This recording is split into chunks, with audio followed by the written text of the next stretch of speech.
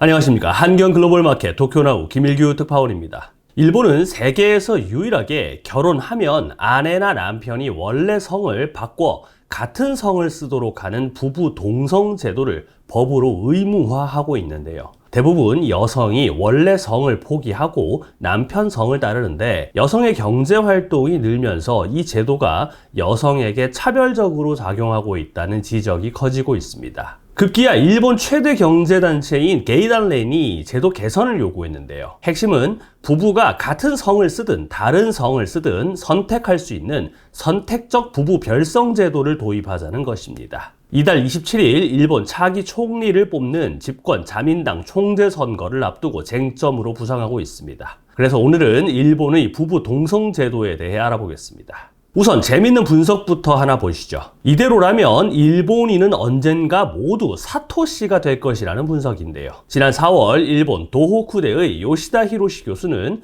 500년 후 일본에서 사토라는 성의 비율이 100%가 될 것이라는 추정을 발표했습니다. 요시다 교수에 따르면 현재 일본에는 사토시가 가장 많은데 전체의 1.5% 정도를 차지하고 있습니다. 그런데 일본의 경우 부부는 혼인시 정한 바에 따라 남편 또는 아내의 성을 따른다고 민법에 규정되어 있습니다. 결혼하는 순간 부부 중 한쪽이 자신의 성을 포기하는 부부 동성제도인데요. 요시다 교수는 결혼이 계속되면 2531년에는 모두가 사토라는 성을 가지게 될 것이라고 분석했습니다. 물론 여러 시나리오를 바탕으로 한 잠정적 추정치이며 사토시라고 나쁜 것은 아닙니다. 확실한 것은 연간 약 50만 쌍이 결혼하는 일본에서 매년 같은 수의 성이 사라지고 있다는 것이죠. 이미 약 13만 개의 성 중 5만 개가 멸종 위기에 처해 있다고 합니다. 이미 사라진 성도 적지 않습니다. 이런 일본에서 최근 선택적 부부 별성 법제화가 논의되고 있습니다. 부부가 같은 성을 쓸지 다른 성을 쓸지 선택할 수 있도록 하자는 것인데요. 동성이나 별성을 강요하는 것이 아니라 원하는 대로 하게 하자는 취지입니다. 현재 결혼할 때 성을 바꾸는 것은 90% 이상이 여성입니다. 성이 바뀌면서 경력이 단절되거나 원래 성과 바뀐 성을 이중으로 관리해야 하는 어려움을 겪는 것이 핵심 문제로 지적되고 있습니다. 그럼 실제 사례를 보시죠. 도리카이 구미코라는 일본 리쿄대 여성 명예교수인데요. 이분도 동성 강요에 따라 고생한 적이 많다고 합니다. 일단 은행 계좌나 신용카드를 만들 땐 호적상 성이 원칙입니다. 결혼 뒤엔 호적상 성이 남편의 성으로 바뀌니 기존 계좌는 못 쓰게 되고 새 계좌를 만들어야 했죠. 교수로서 쓴 논문도 문제가 됐습니다. 결혼하기 전에 쓴 논문의 저자와 결혼 후에 쓴 논문의 저자가 성이 다르니 같은 사람이 쓴 논문이라고 보이지 않는 것입니다. 그래서 직장에서라도 원래 성을 쓰길 원했지만 처음 근무한 대학에선 받아들여지지 않았습니다. 일본 여권의 경우 바뀐 성 옆에 괄호를 치고 그 안에 원래 성을 넣을 수 있게 돼 있는데 항공권 등은 또 호적상 성으로 돼 있어 종종 문제가 발생합니다. 이 교수가 영국 출장 중 대학에서 긴급히 연락이 왔을 때 있었던 일인데요. 대학에서 교수가 묵는 호텔로 연락을 했더니 호텔 측이 그런 사람은 숙박하지 않는다고 답해 교수에게 연락이 닿기까지 오랜 시간이 걸렸습니다. 교수가 실수로 호텔 예약을 원래 성으로 했기 때문입니다. 이 교수는 그러면서 다른 나라 사례를 소개했습니다. 영어권 국가는 남편의 성과 본인의 성을 하이픈으로 연결해 쓰는 경우가 많고요. 한국은 부부가 서로 다른 성을 쓰는 별성이 원칙입니다. 도리카이 교수는 기업의 여성 관리직이 늘면서 두 개의 성을 같이 쓰는 것만으로는 문제가 해결되지 않는다. 남녀를 불문하고 자신이 원하는 성으로 살아갈 수 있는 사회가 되기를 간절히 바란다고 말했습니다.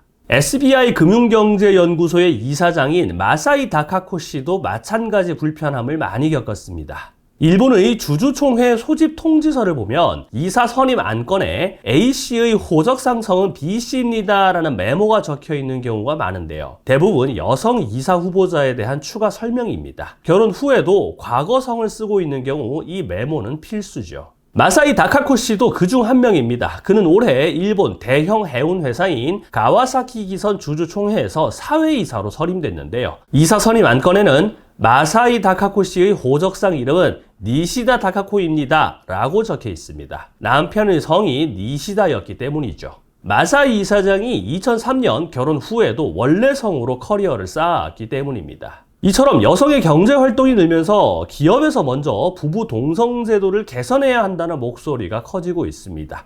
일본 최대 경제단체인 게이달렌이 지난 6월 선택적 부부 별성제의 조기 실현을 요구하는 제언을 발표했습니다. 게이달렌이 선택적 부부 별성제에 대한 주장을 정책 제언으로 정리한 것은 이번이 처음입니다. 게이달렌은 결혼 시 부부 중 하나의 성을 선택해야 하는 현행 제도는 여성의 활동을 저해한다고 호소했습니다. 그러면서 정부가 하루빨리 개정 법안을 제출하고 국회에서 건설적인 논의가 이루어지길 기대한다고 강조했습니다. 노쿠라 마사카즈 게이달렌 회장은 더 이상 개인의 문제로 치부할 수 없다며 기업에는 비즈니스 리스크가 되고 있다고까지 말했습니다. 앞서 게이달렌이 지난 5월 실시한 설문조사에서 호적상 성과 원래 성을 함께 사용하는 것을 허용하는 기업이 90%에 달했습니다. 그러나 평소 부르는 성과 여권 등에 기재된 성이 달라 해외에서 호텔 체크인 때 문제가 발생하거나 신용카드를 만들지 못하는 사례도 나왔습니다. 심지어 원래 성을 계속 사용하기 위해 서류상 이혼을 했다는 경우도 있었습니다. 게이달렌은 성을 바꾸는 부담이 여성에게 편중돼 있다고 분석했습니다. 여성의 활약이 점차 커지고 있는데 부부 동성이 글로벌 차원에서 여성의 활약을 막는 벽이 될 수 있다고 주장했습니다.